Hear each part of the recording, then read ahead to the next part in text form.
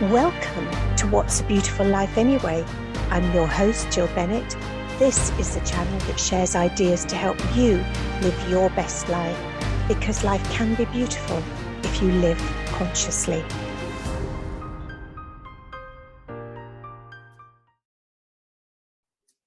Welcome to this week's edition of What's a Beautiful Life Anyway.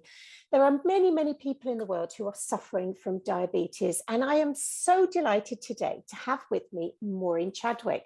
Maureen is the diabetes lady, and she founded her company, Diabetes Complete Care Ltd, after working as a nurse for 30 years and helping people to manage their diabetes. Welcome, Maureen. Hello. I don't know how to say it, but welcome world. Welcome, Jill. It's really lovely to have you here today. Maureen, you're a nurse. And what are they called these days? Are they still state registered nurses? No, they've changed it. I can't remember when they changed it. They changed it ages ago, but it's now registered nurse level 1. Okay. And I say that with a very funny face on me, but we won't go there. When did you realise you wanted to become a nurse? Because if I can just give a bit of background here, Maureen and I were at school together, and I don't remember you ever wanting to be a nurse, but maybe it's just my memory doesn't serve me. I didn't. I actually wanted to be a history teacher like Mr. Tipple, because I loved Mr. Tipple. I thought it was a magic. There was him. I was trying to remember all our teachers today. There was Mr. Tipple and Mr. Finney when he used to do maths. And he used to fascinate me because he used to start off with a problem, and before he even got to the end of the problem, he'd worked it out in his head, and he'd be shuddering to himself because he knew what the answer was. So he's fascinated by him. And I loved Mr. Tipple because he was like an army. He was like an army. He used to always have his cane under his arm, like a what called? I think Sergeant Majors. Yeah. He always used to have his cane under his arm. Well, not giving our age away, but Mr. Tipple was one of those who'd gone into teaching after the war with no qualifications when they were short teachers. And I didn't like him. I didn't get on with him because he used to pull my ponytail. Did he? Yeah. I know he once told Dave off, your brother. I know because me and him, because Dave loved it because he also did all modern history. So it was all about, it started from about 1870 up to modern day. So we knew, and your Dave really took an interest in all of that. He really is into it all. And Dave's her brother, by the way. That's who I'm mentioning. So it became like a bit of a competition between the two of us as to who could get to be top of the class. It was, I always remember, it was very competitive. But yeah, he's still fanatical, my brother. Yeah, he is. And he lectures in is it the First or the Second World War? And when my dad was still able, they used to go off and visit all the the sites in France and everything. Anyway, that's just a bit of a background. So going off on a tangent slightly, so tell us, why did you want to become a nurse, or when did you realize? I didn't really want to be a nurse. I think my mom wanted to be a nurse, and she was very don't put this politely, she's very domineering as my mother. So when we were in our last year, we'd gone to, I don't know if you remember this, we did a school trip and we went to Copthorne Hospital to see into the midwifery department to see a film of the birth of a baby. And I was sat there watching this film, and I thought, oh my God, and became overcome and thought, that's what I wanted to do. That's what I wanted to be. I wanted to be a midwife. And at the time, so I went home and saw my mum, and my mum was all full of glee because she thought, I'm going to get a nurse here. So that's what it did. But you couldn't be a midwife unless you A, went to become a state registered nurse, or B, you waited until you were 20 and then you could go do a direct entry like you can do now. Yeah. Anyway, so I did it. But my first year of training as an SRN, because I'd had such a tight leash on me, when I got into nursing, I was the first year living in a nursing home. I trained in Scarborough. So I wasn't under the thumb of the mother. So I made all these new friends. And of course, we used to go out. And when I remember now, I sat and remembered one day there was only a Tuesday night that we actually stayed in, because it was the only night that the nightclub wasn't open. So that tells you what kind of girl I was. Anyway, so I failed my first year exam, and I should have retaken it. And because I knew at the time we had enrolled nurses, I thought, well, I'll still be a nurse. So I just swapped while my mother went mad.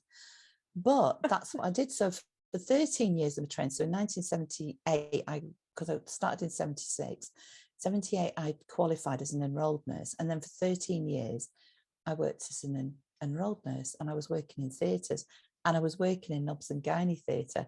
So although I wasn't a midwife, I was an anaesthetic nurse and used to do the emergency emergency section. So I became like a midwife from a distance. Yeah. Oh, no, that's great. So that's what I did. And then in the 90s, well, the late 80s, 90s, they decided that they wanted all nurses to be degree nurses.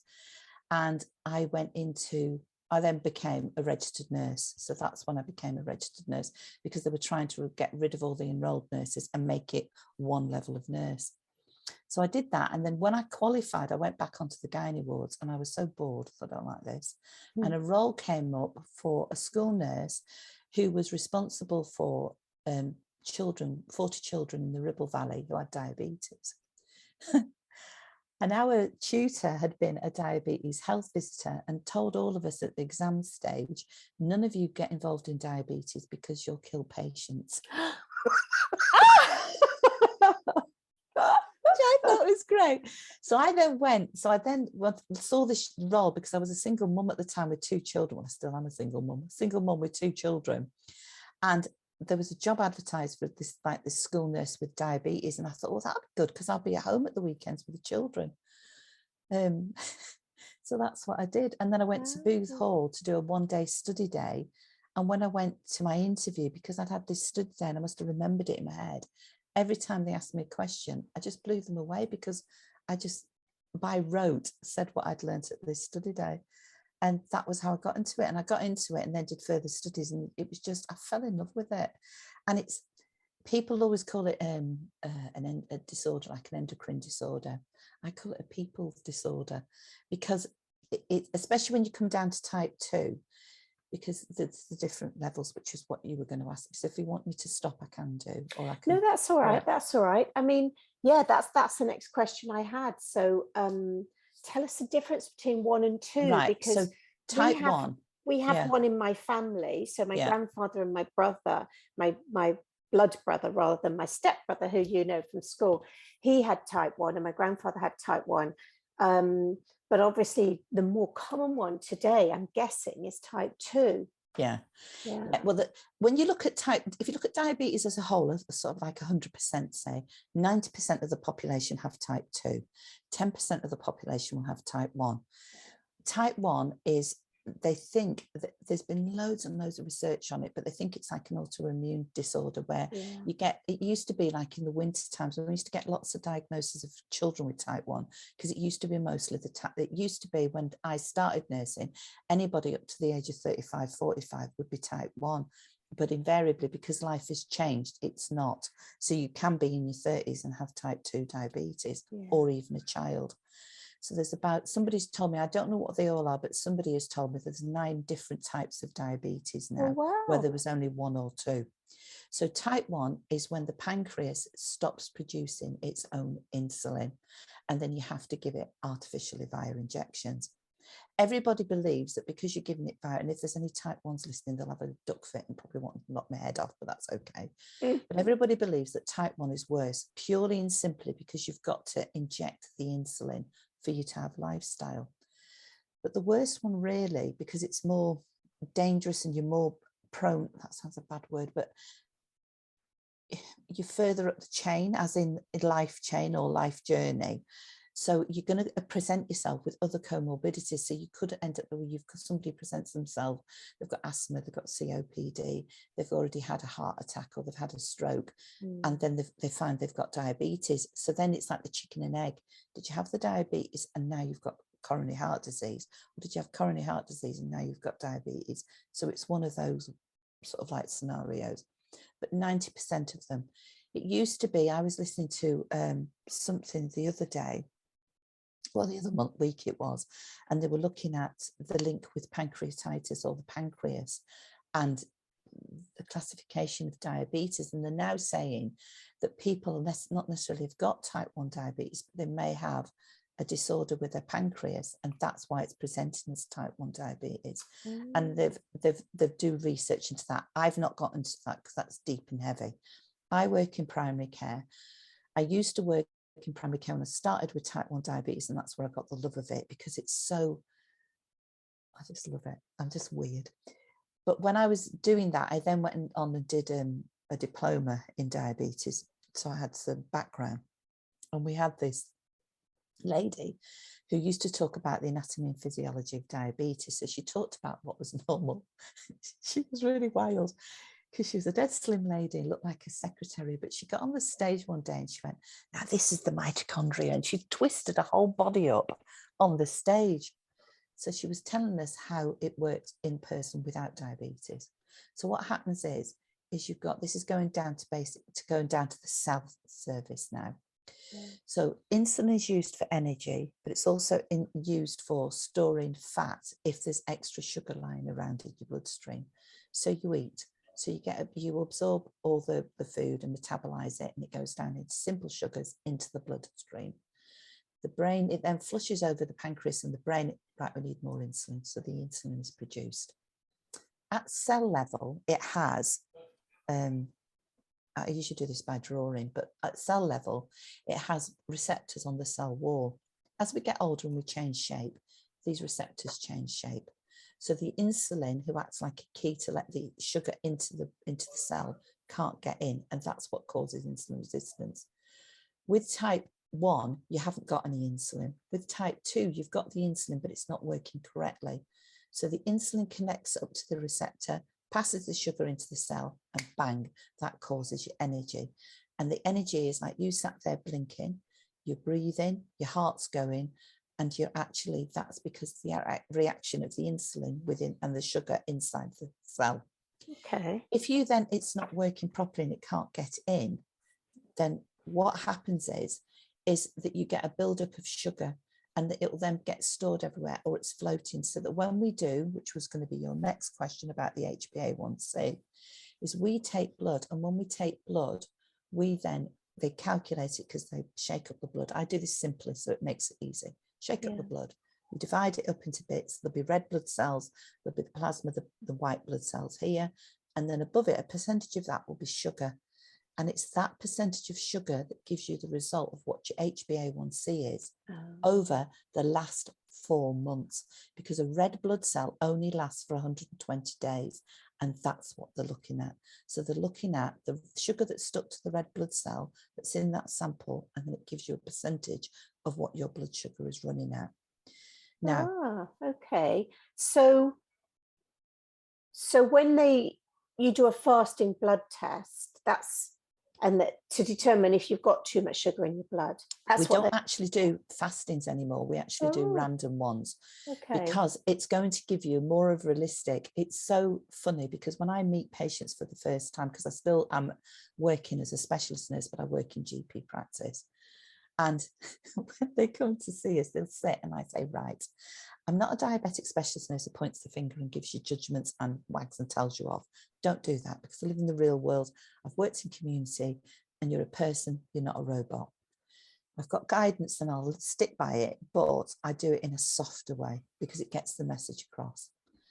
I then say things like, so I say that one, what's the other one I say? I say, I'm not a priest, so I'm not here for your confession, because they'll come in. Now, this is what I use. I don't use this one. I put this one because it's more colourful, but I use this one. This isn't my trust, but I use this one because these are all, can you see that? These are all the results of HbA. Can you lift it up a bit higher? Yeah. Oh, yes. You see? I can see it now. So it's all got numbers. So it's got smaller numbers and then it's got bigger numbers. So let me show. So these numbers are the HbA1c result that we live by. Yeah. These are the percentages that we used to live by, but we don't now.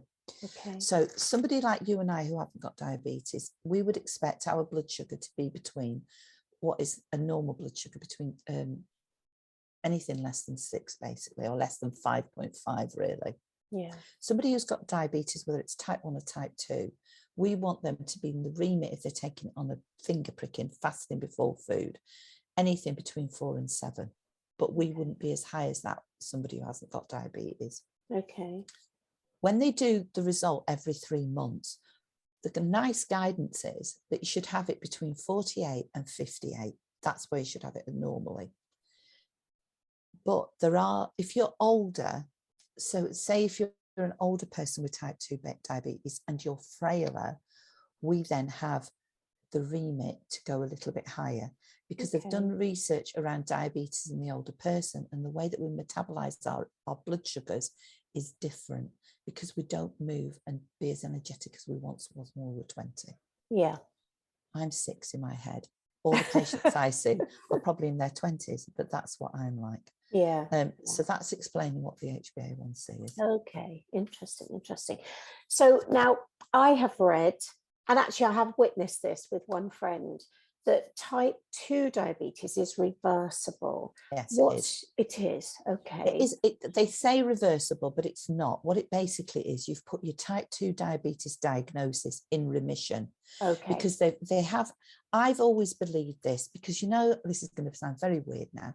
You know, like all of us as girls, we're all born with a set of ova in our ovaries, right? Yeah. Yeah. Once that's run out, we then become men and we go through the menopause, and we'd no longer have the protection, which is what is the difference with women, is that once we've gone through the menopause, we don't have the same cardiovascular protection as once we did as we were growing up, because we haven't got those hormones there. Okay. So what oh, I've forgotten the middle of the thread now.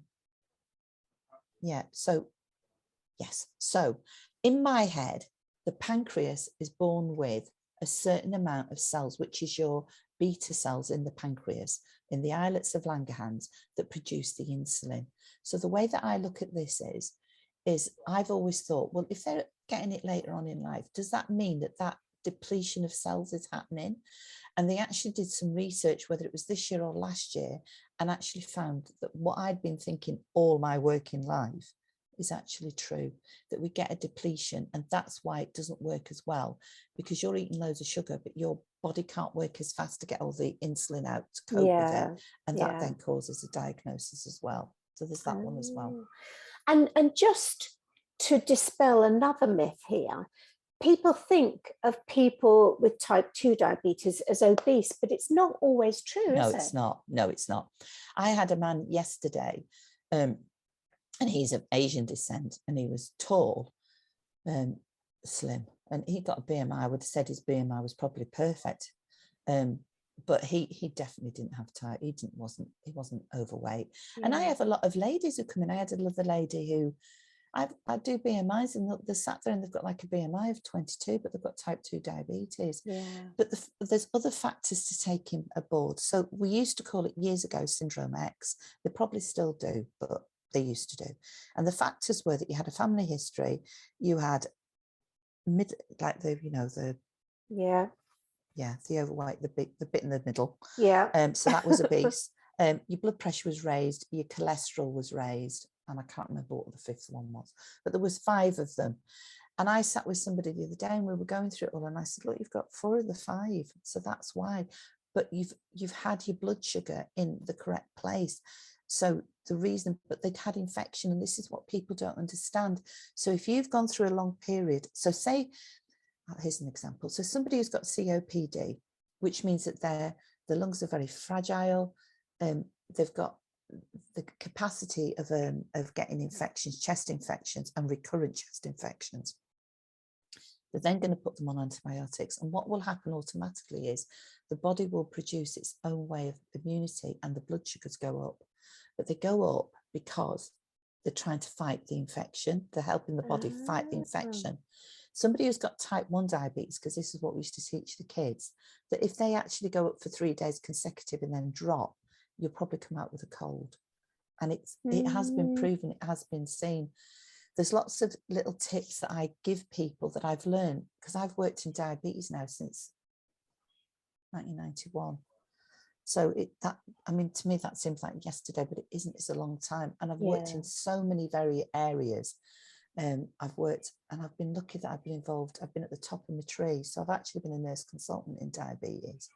I've been at all these steering groups that are on down in London. So I've been at those and spoken and thought that I'm talking nonsense, but people have listened to what I've said. But I'm very practical. I'm very logical.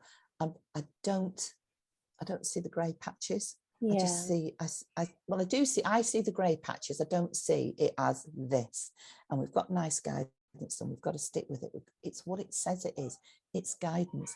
Yes. And I can remember years ago being at the Magic Circle with these consultants. Magic Circle, we went to a meeting there at the Magic Circle in London. And when we were at this meeting, there was all these professors and what have you. And there's one professor who came from Leicester, who I've got a lot of time for. I think it was because he agreed with me. Which is quite unusual for a man to agree with. Yeah, and it's quite unusual for me to agree with a man as well. So anyway, so we were actually at this meeting and we were talking, and I just popped into the conversation that it should be a cardiovascular disorder, not an endocrine disorder. And he agreed with me. And that we're talking early 2000s. So we're talking 20 years ago. And last year or the year before, they then decided that, yes, it was we had to take on board cardiovascular disease. And the reason being, because this is the way I describe things to people. I haven't done it yet because I've only just started the job I'm in. So I've been very quiet at the moment. They're seeing the good side of me. So if you sort of picture now, so if you close your eyes and you think of diluted runny honey. So if you think of that to me is normal blood sugar.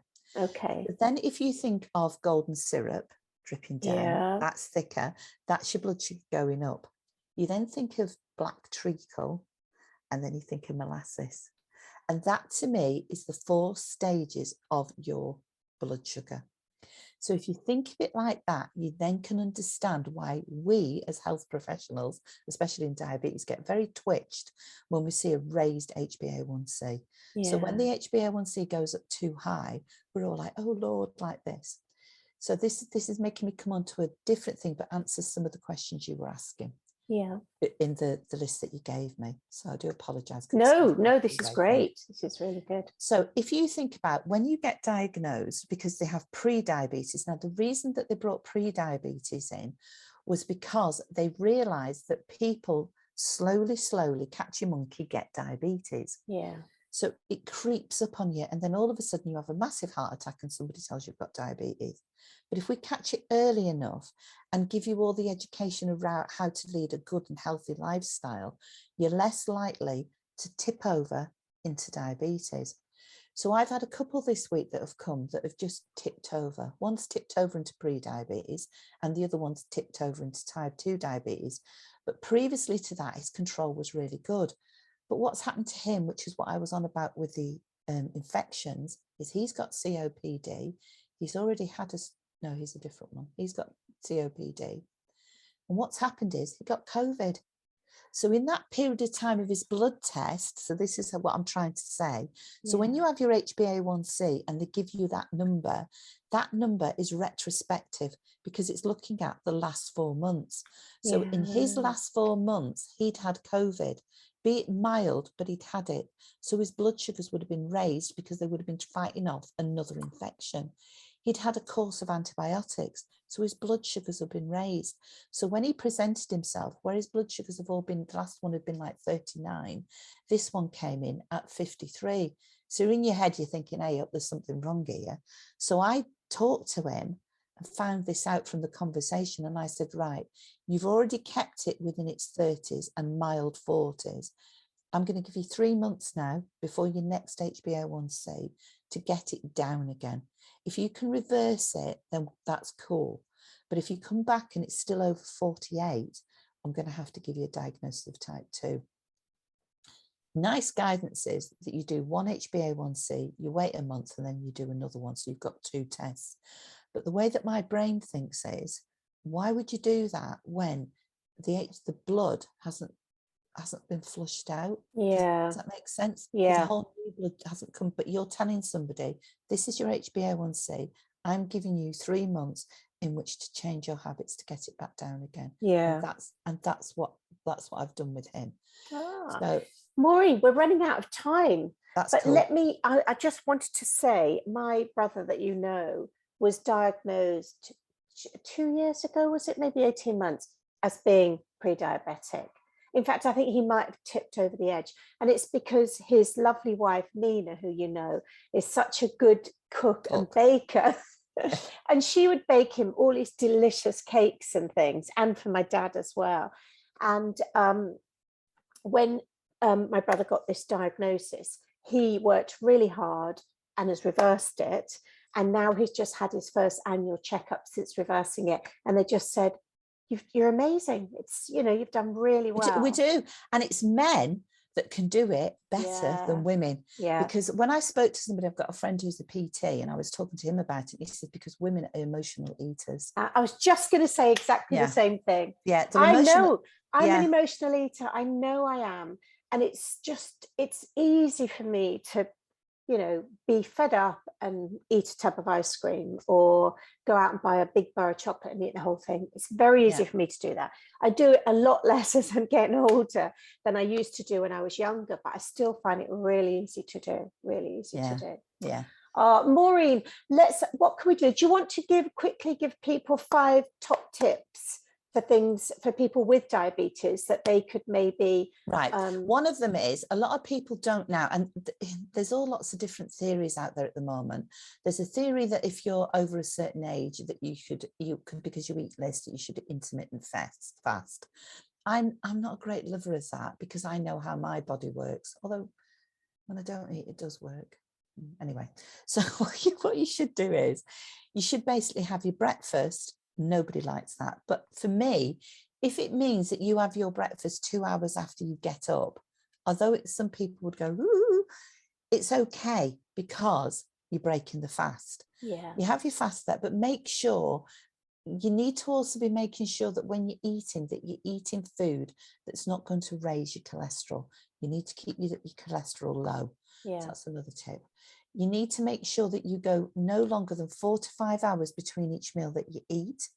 If you're going to go out with the wife or the husband for an evening meal, and you normally eat at 6 o'clock, but you're not going to eat till 8, at 5, 6 o'clock, have something light to eat then, before you go out for the meal. Nothing to overface you, but just something to keep your blood sugars stable. That will help sort out that. Is that tip? What's this now? No, they're really useful, really useful. And I think, so for me, I'm terrible for not eating and going long periods. And then, of course, you grab something and you eat all the wrong things. I can't eat breakfast in the morning, or very rarely. So this morning I went to the gym, and then probably an hour after coming back from the gym, I just had strawberries, a peach, some raspberries, and some Oatly vegan yogurt. And I'll sometimes put seeds on that, and then that is really good for me. And my tip for people, if they're going out in the evening, is exactly what you said. But I have vegan protein powder, and I just put it in some water or some almond milk, shake it up, and that really keeps you going until you get that dinner when you're out. Because what you're trying to do is, because you'll always have a background dose of insulin that your body produces to pick up the snacks that you have that you shouldn't have. But it does this. So at lunchtimes, it does this. So when you have that little snack, it'll do a little bleep, and then it'll do a major one when you eat later on.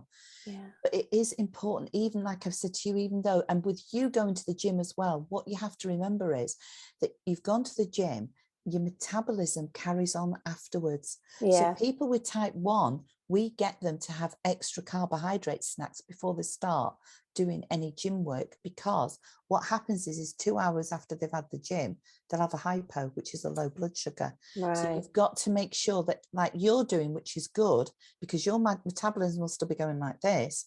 You're having that yogurt, fruit, and etc., but it will be burning it all off. So you're feeding the body, so it stops you.